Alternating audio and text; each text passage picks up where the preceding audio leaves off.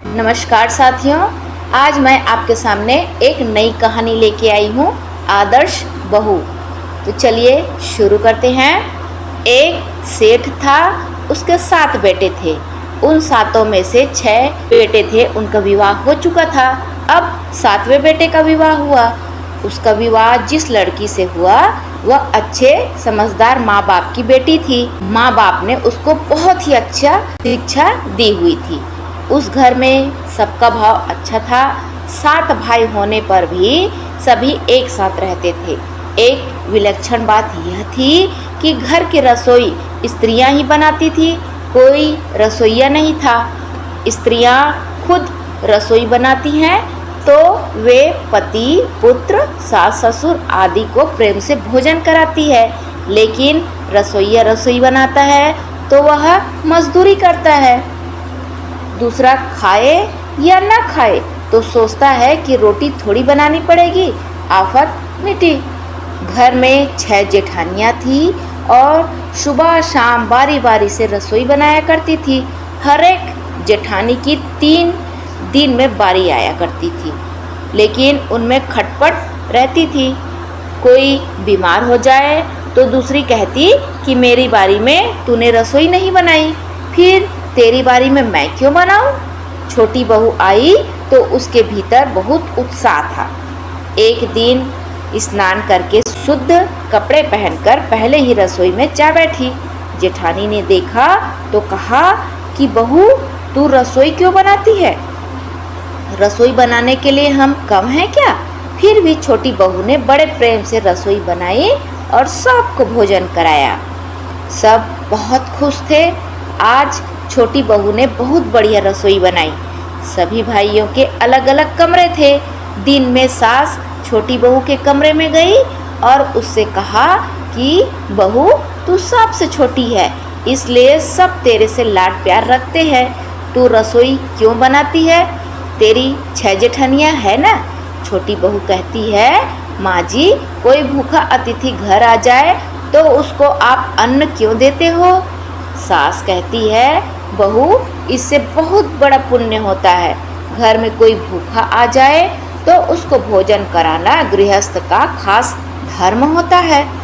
उसको तृप्ति होती है, सुख मिलता है तो देने वाले को पुण्य होता है। छोटी बहू कहती है, दूसरों को भोजन कराने से पुण्य होता है तो क्या घर वालों को भोजन कराने से पाप होता है? मकान आपका, अन्न आपका, बर्तन आपके, सभी चीज़ें आपकी है। मैं थोड़ी सी मेहनत करके रसोई बनाकर खिलाऊं तो मेरा पुण्य होगा कि नहीं होगा? सब भोजन करके तृप्त होंगे, प्रसन्न होंगे तो इससे कितना लाभ होगा। इसलिए माँ जी, आप रसोई मेरे को बनाने दो। मैं बैठी बैठी करूँगी भी क्या? कुछ मेहनत करूँगी तो शरीर भी ठीक रहेगा, स्वास्थ्य भी ठीक रहेगा। सास ने ये बातें सुनी तो मन को सोचा कि बहू बात ठीक कहती है। हम इसको सबसे छोटी समझते हैं, लेकिन इसकी बुद्धि तो बहुत अच्छी है। दूसरे दिन सुबह जल्दी ही सास रसोई बनाने बैठ गई।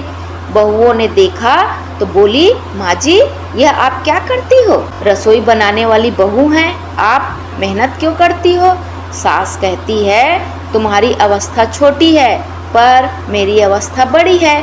मेरे को जल्दी मरना है, अभी पुण्य नहीं करूँगी तो फिर कब करूँगी? बहुएं कहती है, इसमें पुण्य क्या है? यह तो घर का काम है। सास कहती है, घर का काम करने से पाप होता है क्या? जब भूखे व्यक्तियों को, साधुओं को, ब्राह्मणों को भोजन कराने से पुण्य होता है तो क्या घर वालों को भोजन कराने से पाप होता है? उल्टे इसका तो व्यक्तिगत पुण्य ही होता है। घर की चीज सब घर वालों की होती है, इसलिए दान पुण्य करने से सबको पुण्य होता है। लेकिन खुद मेहनत करके रसोई बनाई जाए तो अकेले रसोई बनाने वाले को पुण्य होता है। हम बड़े बूढ़े अभी पुण्य नहीं करेंगे तो फिर कब करेंगे? सास की बातें सुनकर सब बहुओं के भीतर उत्साह हुआ कि इस बात का हमने तो कभी ख्याल ही नहीं किया है कि घर का काम करने से, भोजन बनाकर सबको खिलाने से भी पुण्य होता है। यह उपाय बहुत बढ़िया है। अब जो बहू पहले जग जाती थी वही पहले रसोई बनाने बैठ जाती थी। आपस में खटपट होने लगी। एक कहती कि रसोई मैं बनाऊंगी तो दूसरी कहती मैं बनाऊंगी। सेठ के पास यह बात पहुंची तो उसने कहा कि सब अपनी बारी बांध लो और अपनी अपनी बारी में रसोई बनाओ।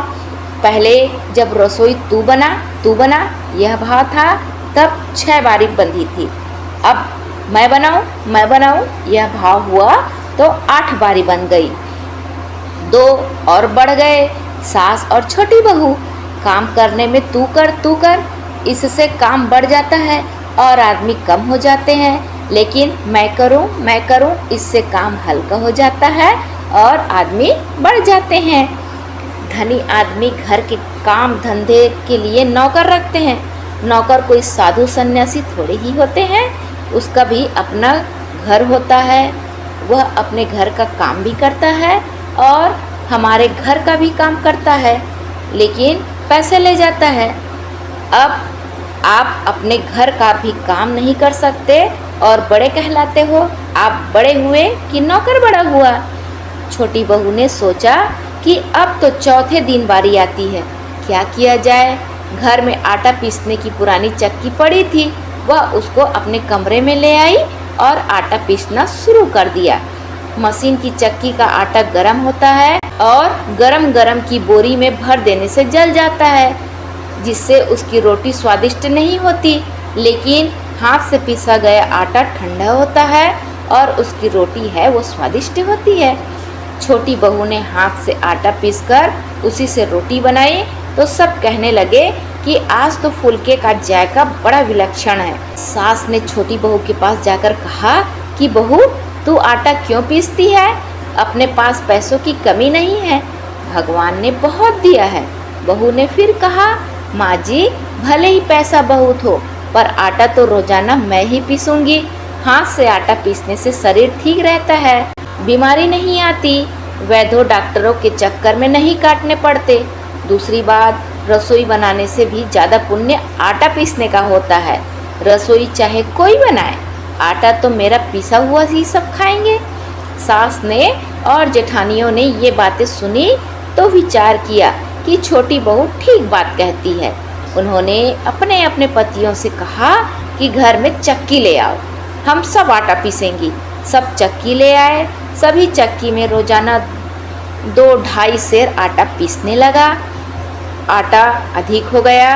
अब अधिक आटे का क्या करें? छोटी बहू ने कहा कि अपनी दुकान में आटे की बिक्री कर दो।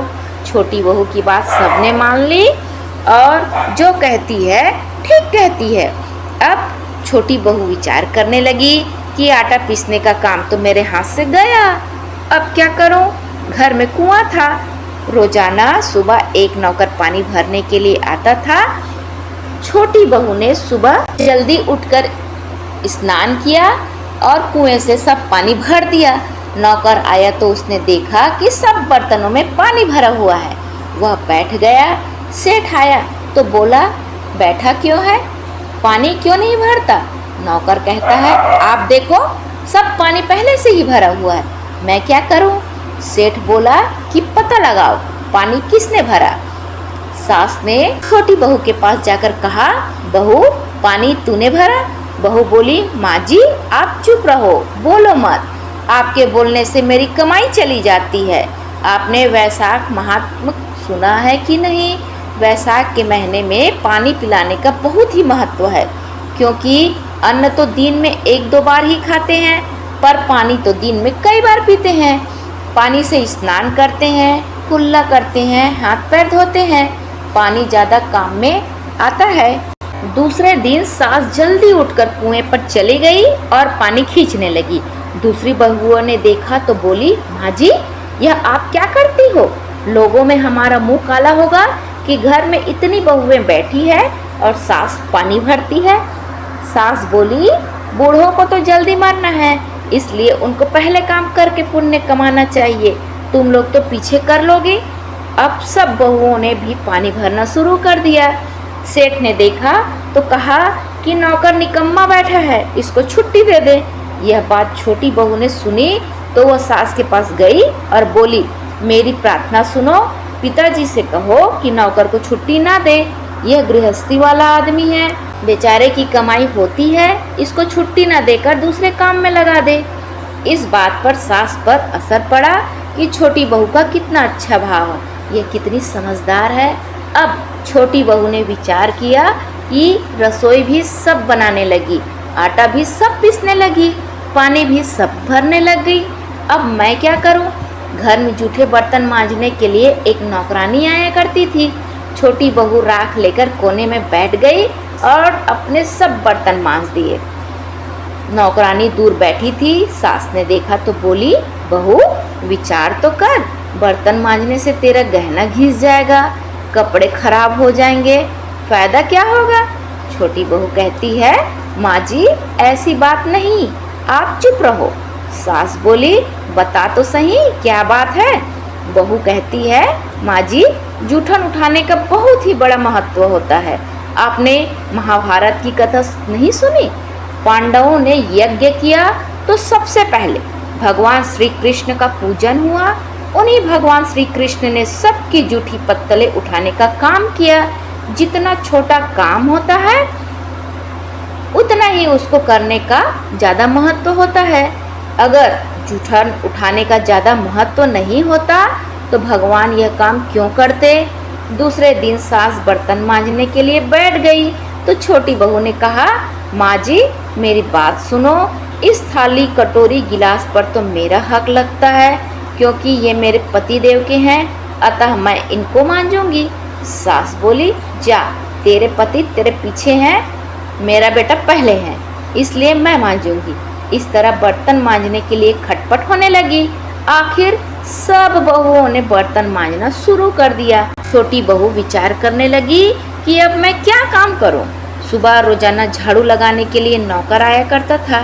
छोटी बहू ने सुबह जल्दी उठकर सब जगह झाड़ू लगा दिया। नौकर ने आकर देखा कि सब जगह झाड़ू लगा हुआ है तो वह बैठ गया। सास छोटी बहू के पास गई और बोली कि झाड़ू तूने लगाया है क्या? छोटी बहू बोली, माँ जी आप चुप रहो, बोलो मत, आप बोलती हो तो मेरे हाथ से काम चला जाता है। सास ने कहा, झाड़ू देने का काम तो नौकर का है, तू झाड़ू क्यों देती है? छोटी बहू ने कहा, माँ जी आपने रामायण नहीं सुनी क्या? वन में बड़े बड़े ऋषि मुनि रहते थे, पर भगवान उनकी कुटिया में न जाकर पहले शबरी की कुटिया में गए। कारण क्या था? शबरी रोजाना रात में झाड़ू देती थी, पंपा सर का रास्ता साफ करती थी, जिससे ऋषि मुनियों के पैर में कंकड़ न चुभे। इसलिए इस सेवा का बहुत महत्व है। सास ने देखा कि यह छोटी बहू सबको लूट लेगी, यह सबका पुण्य अकेले ले लेती है। अब सास ने और सब बहुओं ने झाड़ू लगाना शुरू कर दिया। जिस घर में सबका आपस में प्रेम होता है वहाँ लक्ष्मी बढ़ती है, और जिस घर में कलह होता है वहाँ निर्धनता आ ही जाती है। सेठ जी की दुकान में अधिक धन पैदा होने लगा। सेठ ने सोचा कि स्त्रियों के पास भी अधिक धन आना चाहिए। उसने घर की सब स्त्रियों के लिए गहने बनवा दिए। गहना स्त्रियों का धन होता है, जिसमें पति का भी हक नहीं लगता। अब छोटी बहू ससुर से मिले, गहने लेकर बड़ी जेठानी के पास गई और बोली कि आपके लड़का लड़की हैं, उनका विवाह करोगी तो गहना बनवाना पड़ेगा। मेरे तो अभी कोई लड़का लड़की नहीं है, इसलिए इन गहनों का मैं क्या करूँगी? मेरे माता पिता ने मेरे को खूब गहने दिए हैं, वे सब मेरे पास तिजोरी में पड़े हैं। सास ने देखा तो छोटी बहू के पास जाकर बोली, बहू यह तुम क्या करती हो? तेरे ससुर ने सबको गहने दिए हैं। छोटी बहू बोली, माँ जी आप चुप रहो, आपको कोई बात कहना तो गांव में हल्ला करना है। काम धंधा करने से पुण्य होता है तो क्या दान करने से पाप होता है? वस्तु देने का तो बड़ा पुण्य होता है। सास को बहू की बात लग गई। वह सेठ के पास गई और बोली, आपके नौकर को मैं धोती साड़ी दूंगी। सेठ बहुत राजी हुआ कि पहले नौकरों को कुछ देते थे तो यह लड़ पड़ती थी, पर अब कहती है कि मैं दूंगी। अब सास भी दूसरों को वस्तुएं देने लगी, बहुएं भी वस्तुएं देने लगी। घर में वस्तुएं ज़्यादा हो गई और आदमी हो गए कम। पुण्य के दो ही काम हैं, काम धंधा खुद करना और वस्तुएं दूसरों को देना। ये दो काम होने लगे तो घर में खटपट मिट जाए, शांति हो जाए। दूसरे लोग भी सोचते हैं कि कन्या देनी हो तो ऐसे घर में दो जिससे वह सुख पाए, कन्या लेनी भी है तो ऐसे घर की लो जिससे हमारे घर में भी सुख शांति रहे। साधु भी ऐसे घरों की भिक्षा लेना चाहते हैं। श्रेष्ठ मनुष्य जो जो आचरण करता है दूसरे मनुष्य वैसा वैसा ही आचरण करते हैं। वह जो कुछ प्रणाम कर देता है दूसरे मनुष्य भी उसी के अनुसार आचरण करते हैं। समाज में मनुष्य के आचरणों का असर 5 गुना पड़ता है और वचनों का असर 2 गुना पड़ता है। छोटी बहू ने आचरण किया, केवल व्याख्यान नहीं दिया, इसलिए उसका असर पूरे घर पर पड़ा, जिससे पूरे घर का सुधार हो गया। इतना ही नहीं, पड़ोसियों पर भी उसका अच्छा असर हुआ, जिससे उनके घर भी सुधर गए। एक घर का सुधार होने से अनेक घरों का सुधार हो जाता है।